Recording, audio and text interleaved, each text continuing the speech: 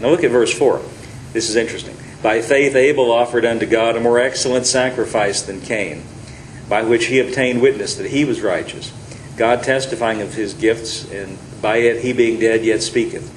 Now we know the story of Cain and Abel. They were the first offspring of Adam and Eve. I was reading a book last week. You can look up the names of people in the Old Testament and find out what they mean in the Hebrew language and in that period. And nowadays we just give people names just because we like the sound of it. But when you read about names in the Bible, names always describe something particular about. They're always on purpose. They're not ever accidental.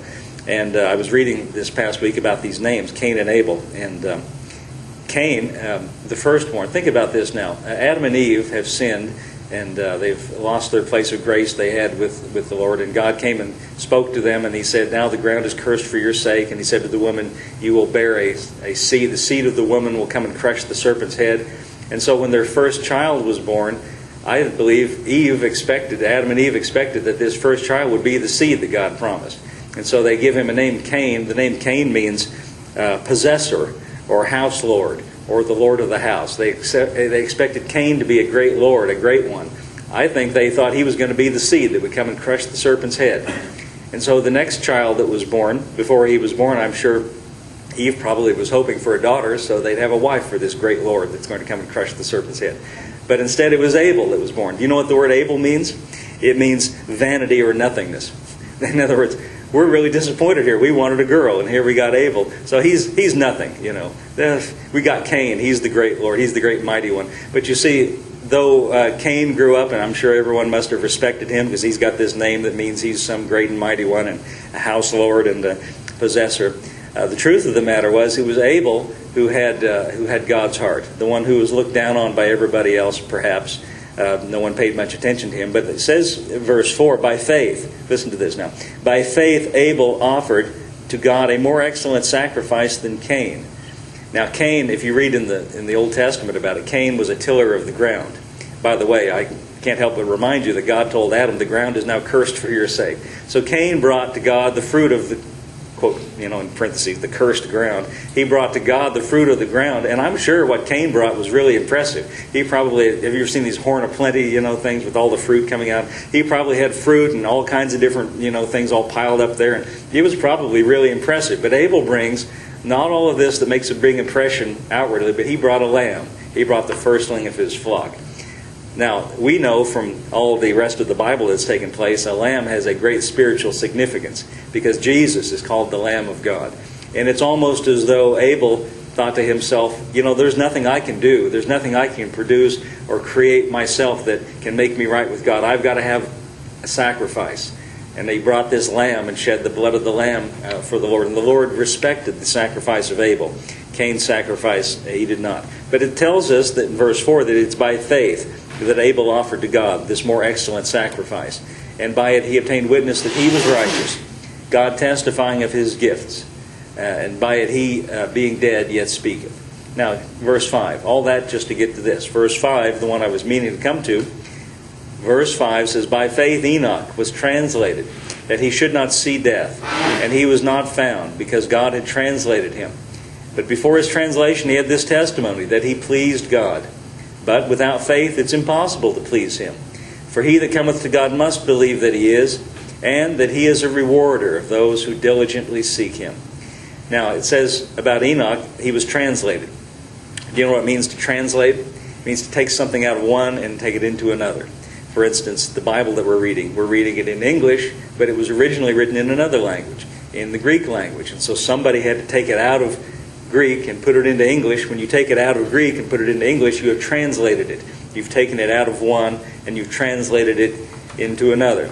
Now it says that Enoch was translated, that he should not see death, and he was translated because he had this testimony that he pleased God. Wow, that's pretty special, isn't it? That's pretty spectacular.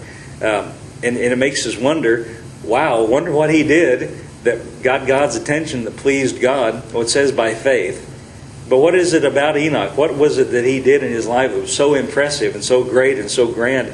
I mean, did he build a great cathedral? I mean, did he build a great monument? I mean, did he create some works of writings or something. If you go back and read about Enoch in the Old Testament, it doesn't tell us anything like that. The only thing it says about Enoch, if you'll go back and read it in Genesis, it only tells us one thing about Enoch, that he walked with God. That's all it says. He walked with God. And I think that's interesting. And it says by faith he walked with God. By faith Enoch was translated.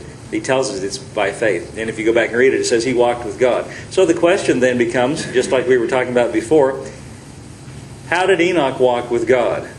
Well, we're not told how he did it. But if you read the genealogies, the Old Testament is very careful to tell us how long everybody lived. And Adam, he didn't, after he sinned, he didn't turn around and die the very next day. He went on living. He lived to be, I think, 968 years, something along those lines. And if you read the genealogy and read how long everybody lived, you find out that Enoch, the seventh from Adam, Adam was still alive when Enoch was born. Adam was still living when Enoch was growing up. And their lives overlapped. And I'm sure that, imagine what it would be like to be alive with the first man, Adam. I'm sure he was accorded some respect, and it might have been interesting. See, I would be interested to hear what somebody like that would say. People that have lived before me, I'm always interested to hear how things were. Don Rawson that sits back there sometimes when he's here, he was here in Alva when they had that prisoner of war camp out there by the airport, and he was a child, he had some dealings with those German prisoners. Well, I think that's fascinating. All that came and gone and was all gone by the time I was born, and I like to hear about it. So I can just imagine that Enoch and those, that were alive then might have come to Grandpa Adam, said, Adam, tell us again what it was like in the garden when before the fall. Tell us what it was like. And I can just picture Adam telling them, well, back in those days, back there in the garden, we used to walk with God, because it tells us that God walked with them in the cool of the. We used to walk with God in the garden, and it was really great. But you can't do it anymore because all that's gone. But it was good. It was back in the good old days. We walked with God, but you can't walk with God anymore. But I'm just imagining little Enoch sitting there listening to Grandpa Adam saying we walked with God in the garden, but you can't do it anymore. I can just imagine Enoch saying, well, maybe you can't, but I'm going to walk with God. If God's somebody you can walk with, I believe I'll walk with God. Just because you ate from the forbidden tree and messed it up doesn't mean I can't walk with God. I'm just guessing he probably heard about that from Adam. So you can't read this in the Bible. This is my imagination. I can just imagine Enoch just determining in his heart, I'm going to walk with God. I heard that you can walk with God, so I'm going to walk with God. I can just picture Enoch going out and getting his plow and going out to plow the ground or whatever they were doing and saying, God, I'm here to walk with you. Looking around, can't see anything, but God, I'm going to walk with you today. Nothing happens, come back the next day. God, I want to walk with you today. Nothing happens, come back the next day. God, I want to walk with you today. And just persistently, did you notice what it said in verse 6? Let's read verse 6 again. But without faith it is impossible to please him, for he that cometh to God must believe that he is, and that he is a rewarder of those who diligently seek him. Now, whatever else diligently means, it means you don't give up. Right? It's easy to give up. Giving up is the easiest thing in the world. Everybody can do it. That's why so many people do. But it takes something on the inside to sort of rise up and say, I don't care what else, I'm not giving up.